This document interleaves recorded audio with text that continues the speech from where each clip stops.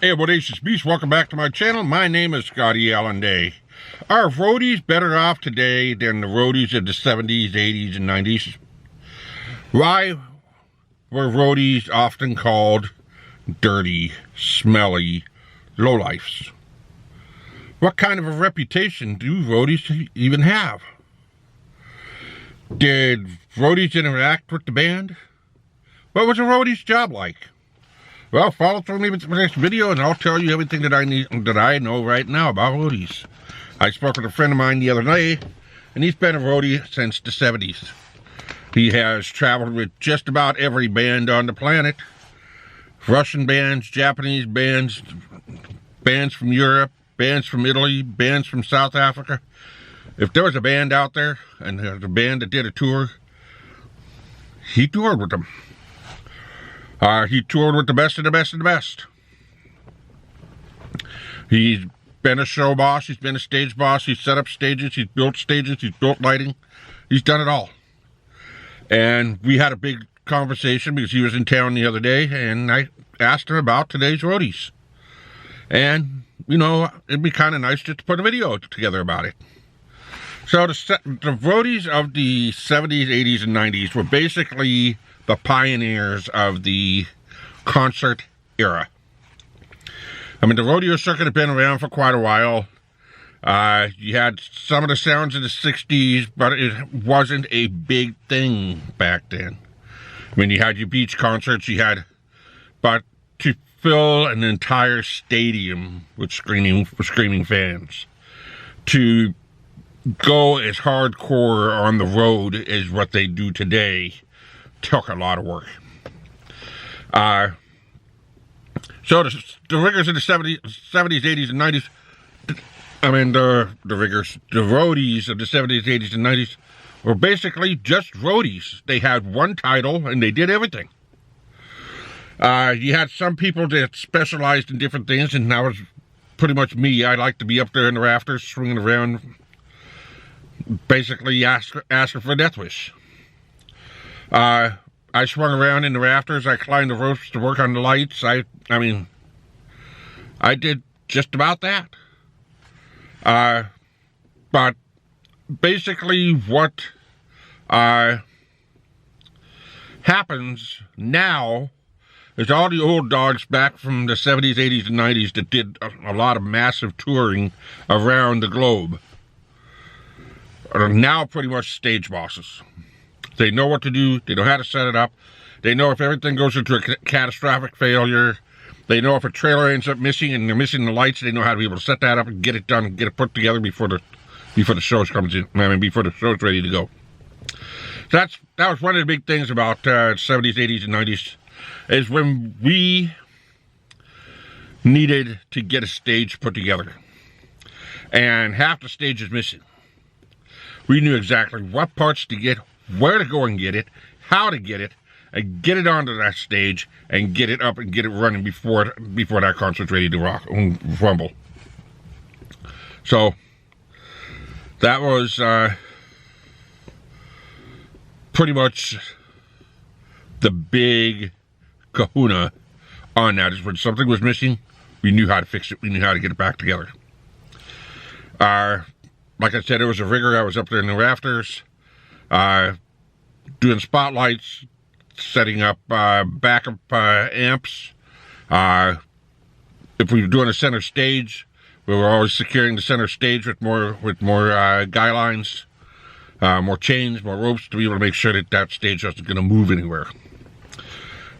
Because literally above these performers' heads is about 1 or 2 tons worth of equipment. And a lot of times when we set up these stages, they are all freestanding. So a lot of concert companies have us attach everything to the rafter, so it's just a safety precaution. We have seen equipment fall off the staging. They're touring hard. You end up with cuts, cracks, and breaks in the steel pipe, and things come crashing down. We've had it happen.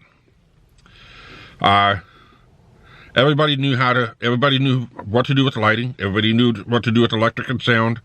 When it came time, after the stage was set up, that was the very first thing that was set up.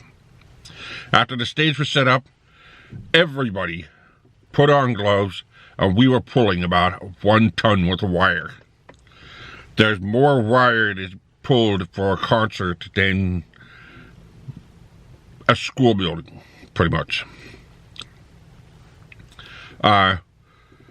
So getting back to some of the things that I put down on my little cheat sheet. Sorry, my camera just went on my little cheat sheet. Is why roadies often called dirty, smelly lowlifes. Well, pretty much because they're all hidden from public view. We always had to wear black because we were backstage.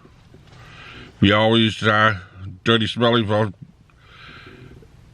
when you're setting up a stage, when you're setting up lighting, when you're unloading equipment off of trucks, you're going to sweat a lot.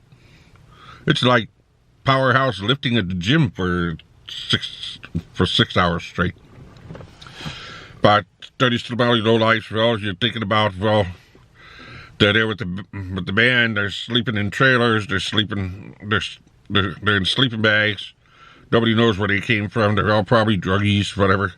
It's just the mentality.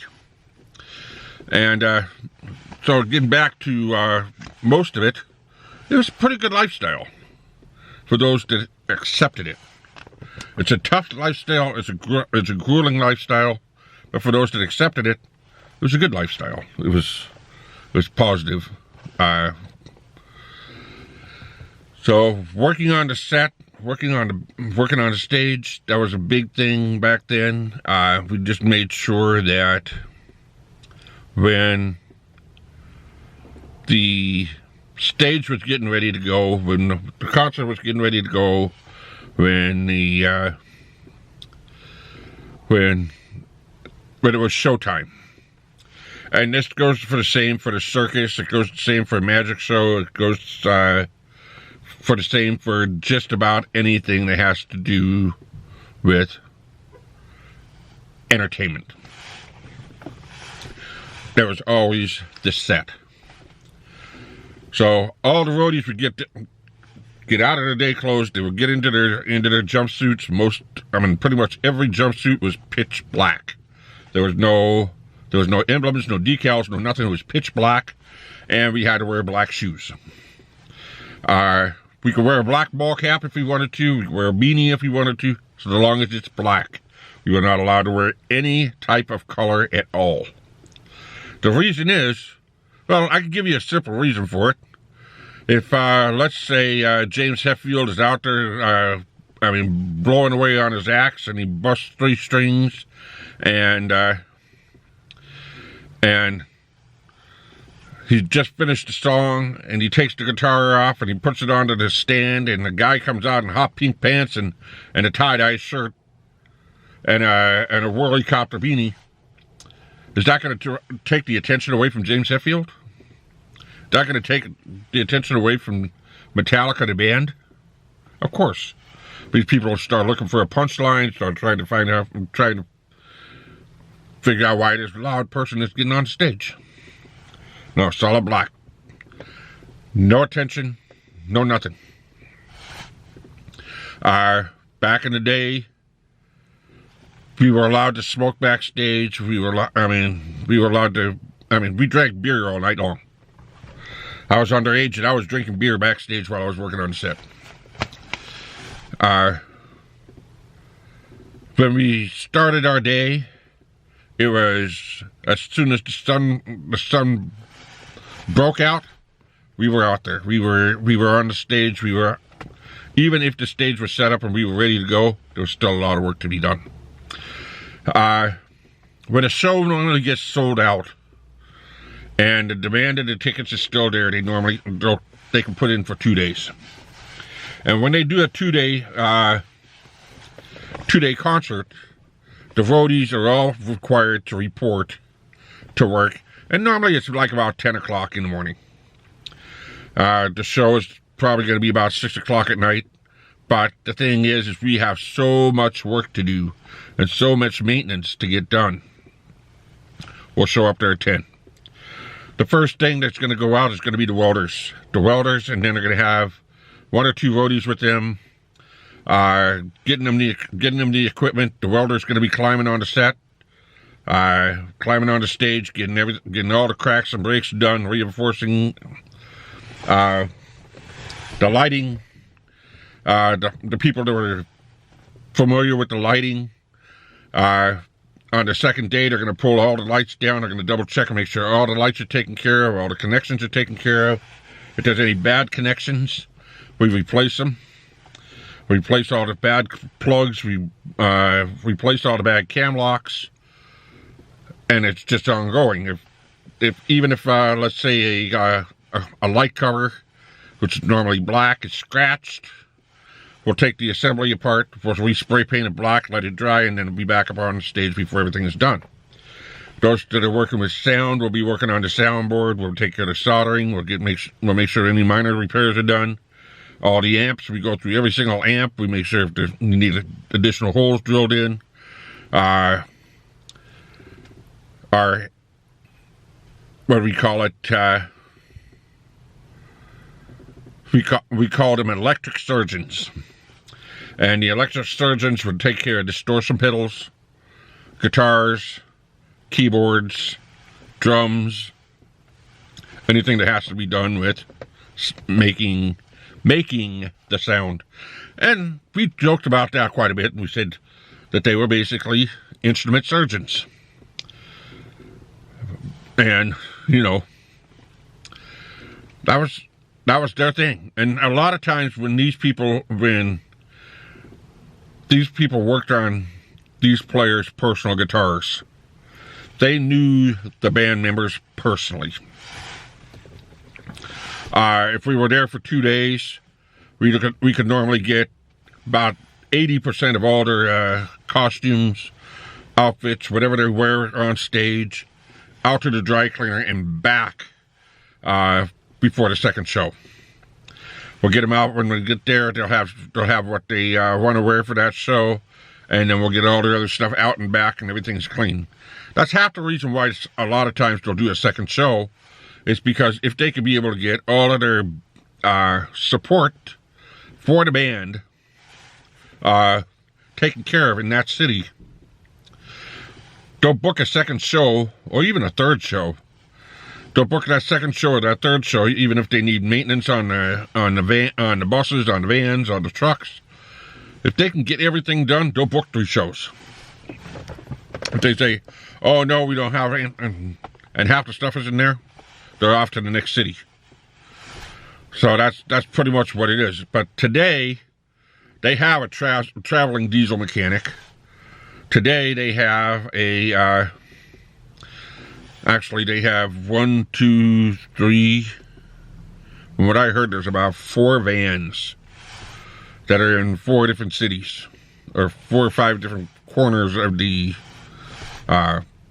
states that hold all of their outfits, and they all get cleaned.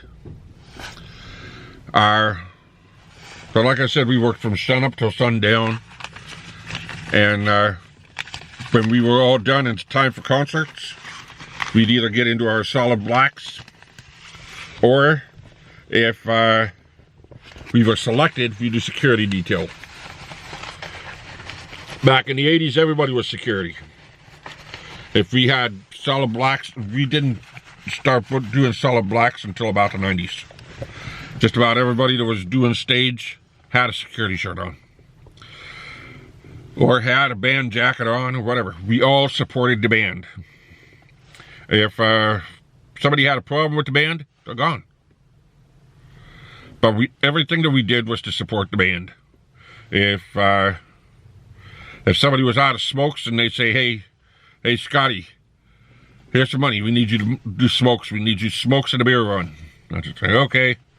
And I go off to the corner store and get smokes and a beer. If just say, hey Scotty, run over to McDonald's, we want 10 dozen quarter pounders with cheese. Okay, well, we're off to McDonald's to order 10 dozen quarter pounders with cheese. Or Domino's for pizza. That sort of thing. A lot of the bigger bands still turn around and they would cater, but a lot of them just sent a roadie out to get stuff. If we had connections like a good dealer or a good group of groupies or that sort of thing, for the after party, you have clout with the band.